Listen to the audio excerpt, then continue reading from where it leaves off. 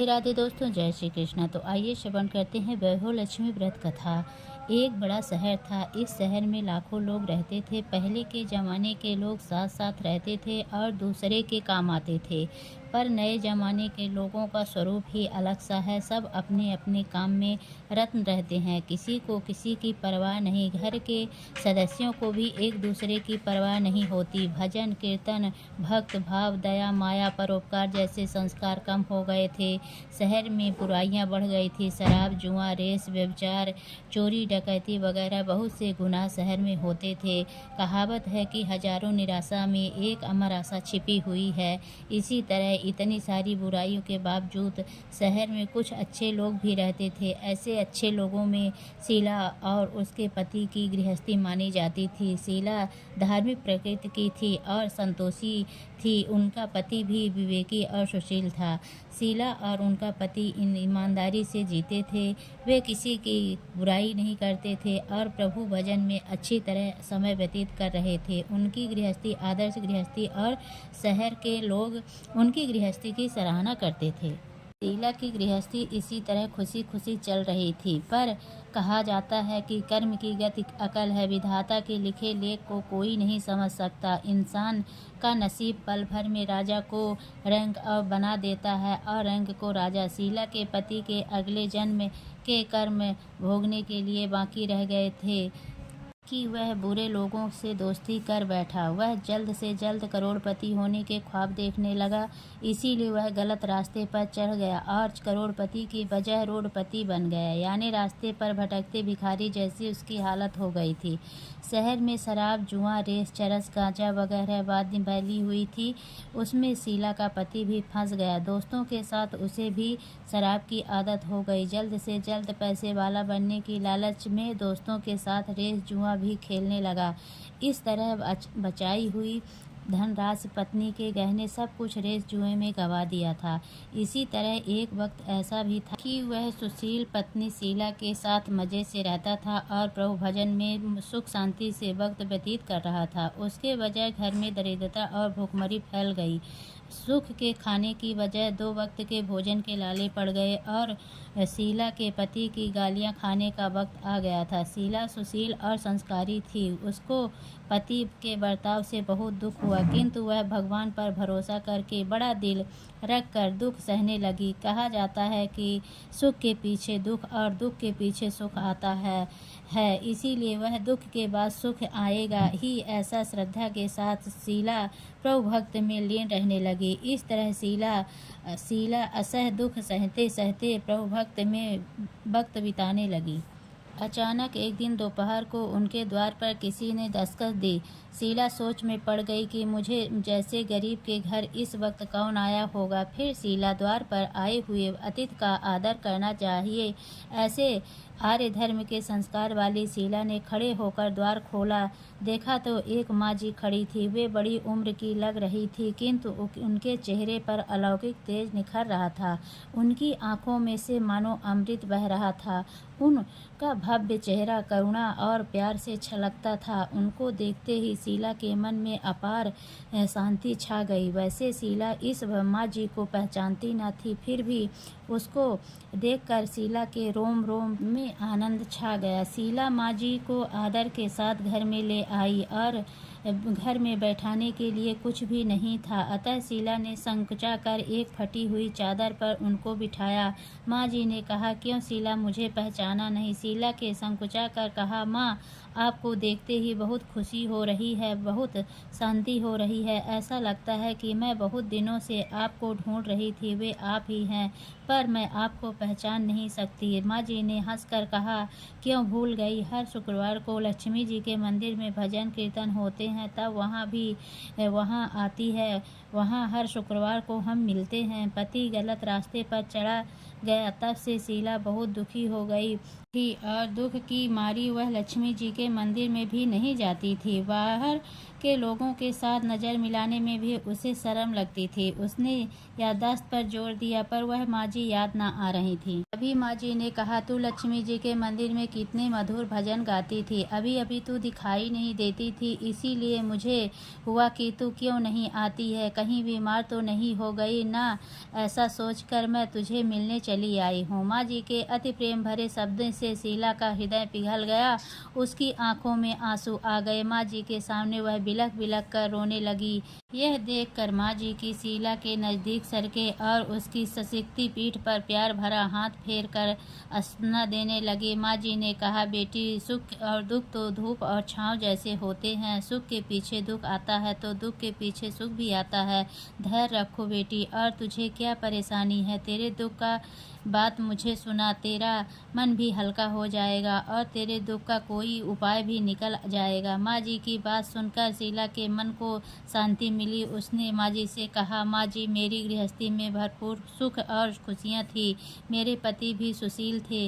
भगवान की कृपा से पैसे की बात में भी हमें संतोष था। हम शांति से गृहस्थी चलाते थे, ईश्वर भक्त में अपना वक्त बिता करते थे। एकाएक हमारा भाग्य हमसे रूठ गया। मेरे पति के बुरी दोस्ती हो गई। बुरी दोस्ती की वजह से वे शराब, जुआ, रेस, चरस, गांजा वगैरह शराब आदतों के शिकार हो गए और उन्होंने सब कुछ गंवा दिया और हम रास्ते के भिखारी जैसे बन गए। यह सुनकर माँ जी ने कहा, सुख के पीछे दुख और दुख के पीछे सुख आता रहता है। ऐसा भी कहा जाता है कि कर्म की गति न्यारी होती है। हर इंसान को अपने कर्म भुगतने पड़ते हैं, इसीलिए तू चिंता मत कर। अब तू कर्म भुगत चुकी है, अब तुम्हारे सुख के दिन अवश्य आएंगे। तू तो माँ लक्ष्मी जी की भक्त है।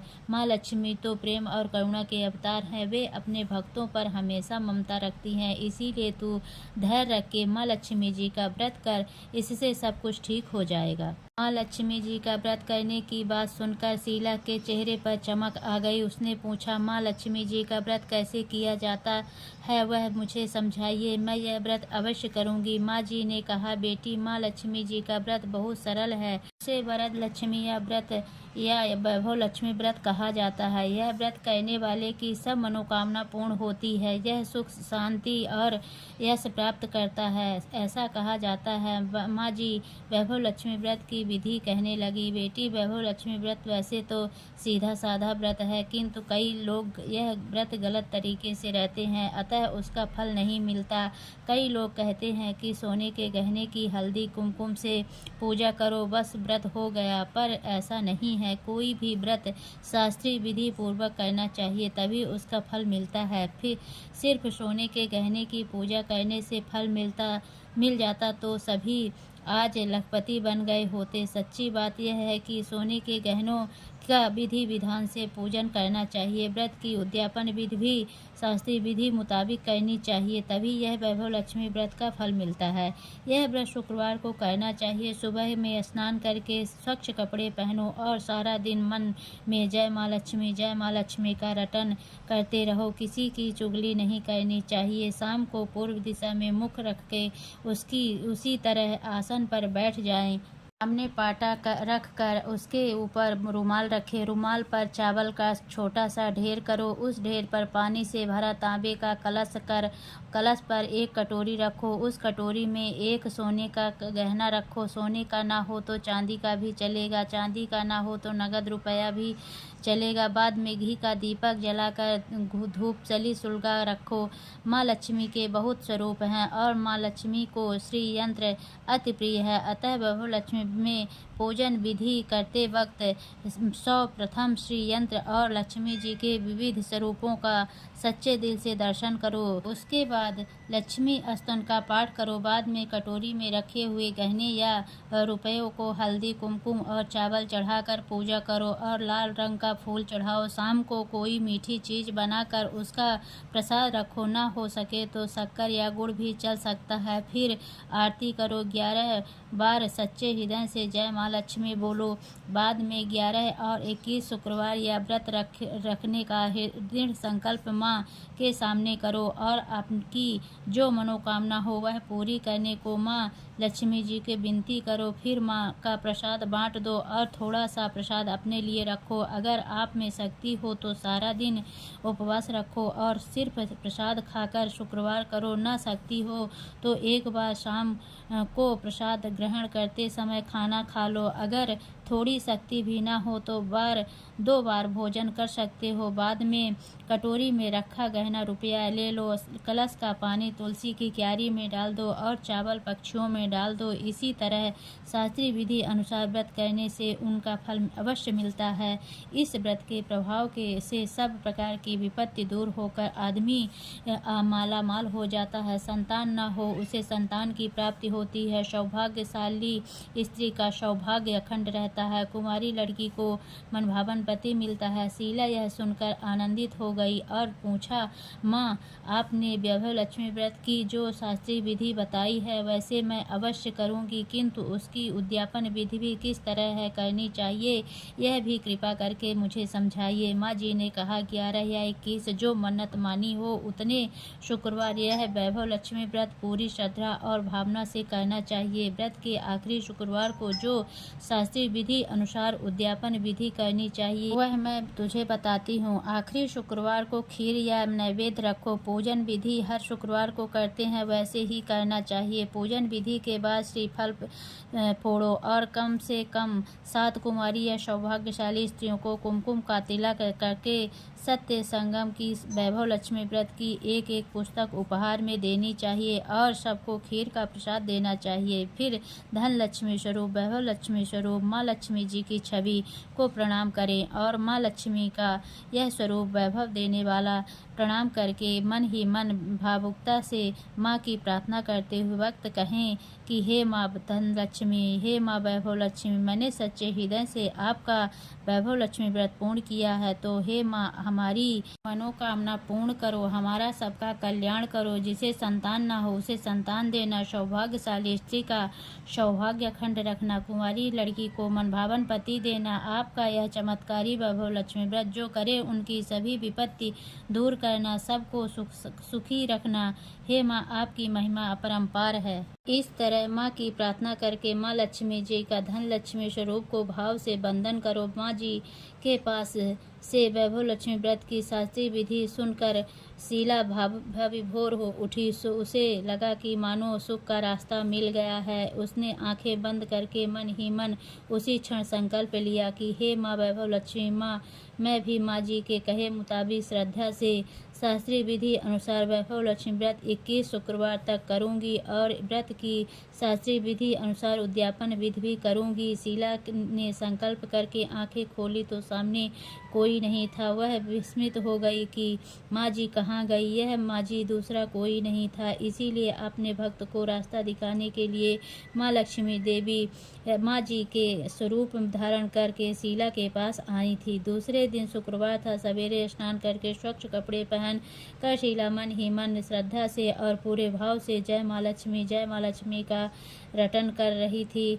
सारा दिन किसी की चुगली नहीं की। शाम हुई तब हाथ पांव मुंह धो कर शीला पूर्व दिशा में मुख करके बैठी। घर में पहले बहुत सोने का गहना था, लेकिन पति गलत रास्ते पर चलने के कारण सभी गहने गंवा दिए थे, पर नाक की कील बची हुई थी। नाक की कील चुन्नी निकालकर उसे धोकर शीला ने कटोरी पर सामने पाटे पर रखा रुमाल का एक ढेर बनाया, मुट्ठी भर चावल का ढेर किया, उस पर तांबे का कलश पानी भरकर रखा। उसने ऊपर चुन्नी वाली कटोरी रखी। फिर माँ जी के कहे मुताबिक शास्त्रीय विधि अनुसार वंदन स्तवन पूजन वगैरह किया और घर में थोड़ी शक्कर थी वह प्रसाद में रखकर वैभव लक्ष्मी व्रत किया। यह प्रसाद पहले पति को खिलाया। प्रसाद खाते ही पति के स्वभाव में फर्क पड़ गया। उस दिन उसने शीला को मारा नहीं, सताया भी नहीं। शीला को बहुत आनंद हुआ। उनके मन में वैभव लक्ष्मी व्रत के लिए श्रद्धा और बढ़ गई। शीला ने पूर्व श्रद्धा भक्ति से 21 शुक्रवार तक वैभव लक्ष्मी व्रत किया। 21वें शुक्रवार को माँ जी के कहे मुताबिक उद्यापन विधि करके 7 स्त्रियों को वैभव लक्ष्मी व्रत की 7 पुस्तकें उपहार में दी। फिर माता जी के धन लक्ष्मी स्वरूप की छवि को वंदन करके भाव से मन ही मन प्रार्थना करने लगी, हे माँ धन लक्ष्मी, वैभव लक्ष्मी, आपका वैभव लक्ष्मी व्रत करने की मन्नत मानी थी, वह व्रत आज पूर्ण किया है। हे माँ, मेरी हर विपत्ति दूर करो, हमारा सबका कल्याण करो। जिसे संतान ना हो उसे संतान देना, सौभाग्यशाली स्त्री का सौभाग्य खंड रखना, कुमारी लड़की को मनभावन पति देना। आपका यह चमत्कारी वैभव लक्ष्मी व्रत करे, उनकी सब विपत्ति दूर करना, सबको सुखी करना। हे माँ, आपकी महिमा अपरंपार है। ऐसा बोलकर लक्ष्मी जी के धन स्वरूप की छवि को प्रणाम किया। इस तरह शास्त्रीय विधि पूर्वक शीला ने श्रद्धा से व्रत किया और तुरंत ही उसे फल मिला। उसका पति गलत रास्ते पर चला गया था, वह अच्छा आदमी हो गया और कड़ी मेहनत करके व्यवसाय करने लगा। वह माँ जी वैभव लक्ष्मी व्रत के प्रभाव से उसको ज़्यादा मुनाफा होने लगा। उसने तुरंत शीला के गिरवी गहने छुड़ा लिए और घर में धन की बाढ़ सी आ गई। घर में पहले जैसे सुख शांति छा गई। वैभव लक्ष्मी व्रत का प्रभाव देखकर मोहल्ले की दूसरे स्त्री की भी विधि पूर्वक वैभव लक्ष्मी व्रत करने लगी। हे माँ धन लक्ष्मी, आप जैसे शीला पर प्रसन्न हुई, उसी तरह आपका व्रत करने वाले सब पर प्रसन्न होना, सबको सुख शांति देना। जय धन लक्ष्मी माँ, जय वैभव लक्ष्मी माँ।